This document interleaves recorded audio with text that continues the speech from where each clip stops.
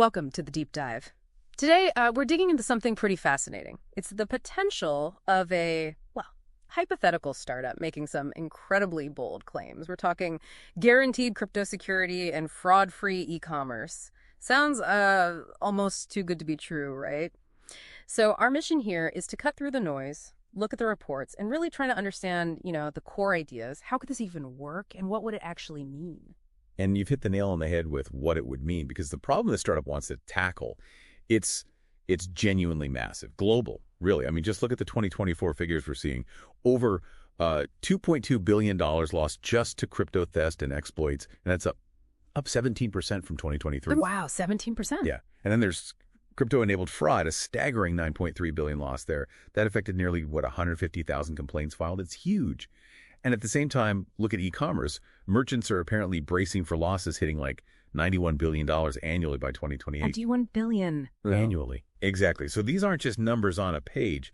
They point to this huge unmet need in the market for something fundamentally different.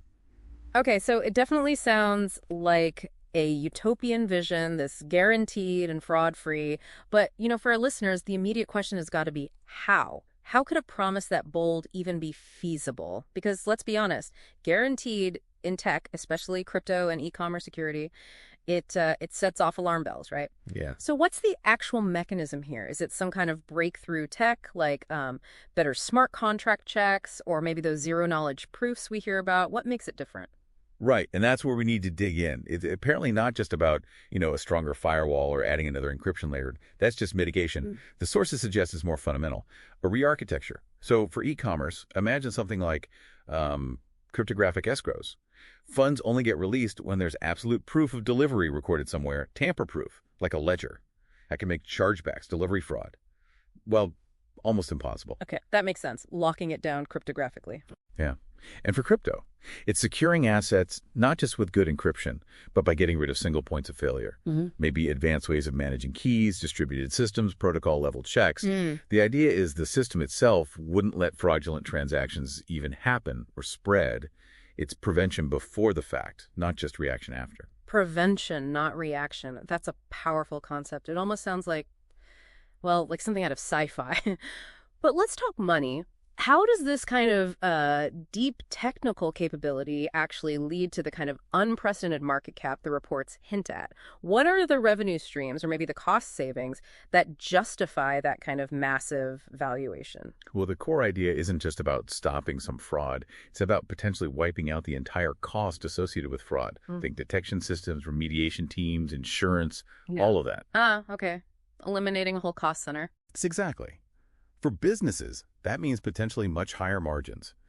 Plus, think about the boost in confidence for consumers, for institutions. Imagine an e-commerce company where chargebacks just disappear. That's a direct hit to the bottom line, right? Makes the solution incredibly valuable. And beyond that, it could unlock totally new markets. High-value digital stuff, things that are too risky now because of fraud fears. This could enable secure transactions where they just weren't feasible before. It's a paradigm shift, potentially. So let's bring this back to, you listening. What does this actually mean for you? Whether you're just shopping online or maybe you're involved with institutions looking at digital assets. I mean, think about how this could change things. Your everyday online shopping, imagine never having to worry about card fraud again. Or how big financial players might approach crypto and blockchain if this kind of guarantee existed. It's bigger than just one startup's potential value, isn't it? It's about maybe rebuilding confidence across the whole digital economy. Precisely. It's not just about slightly better security, which is, let's face it, what most companies offer. This is aiming to fundamentally change the risk itself. If, and it's a big if, but if such a guarantee could be made truly credible, you shift from just managing risk to potentially eliminating it at the core level. And in that world, trust isn't just a feature. It becomes the main asset, the most valuable thing the company offers, fundamentally changing how we even think about digital confidence. So we leave you with this thought. In a world where, let's be honest, trust online feels like it's constantly eroding, how much is absolute rock-solid confidence actually worth? And what kind of profound changes would it trigger if it finally arrived?